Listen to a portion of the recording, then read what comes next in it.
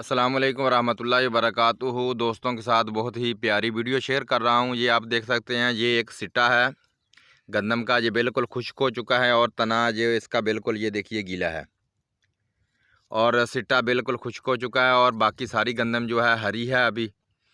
और इसके साथ मामला ये हुआ था कि ये जो इसके ऊपर बोर वगैरह आ जाता है, जिसके लिए नर मादा का मिलाप होता है और ये दाने बनते हैं बीज के अंदर। ये इसका जो बूर होता है, ये इस सिट्टे का मैंने बूर सारा जत्था उतार दिया था तजर्बे के तौर पर भी कि वाकई ये बूर जो है इसका उतार दिया जाए तो इसके अंदर दाने आते हैं या नहीं आते।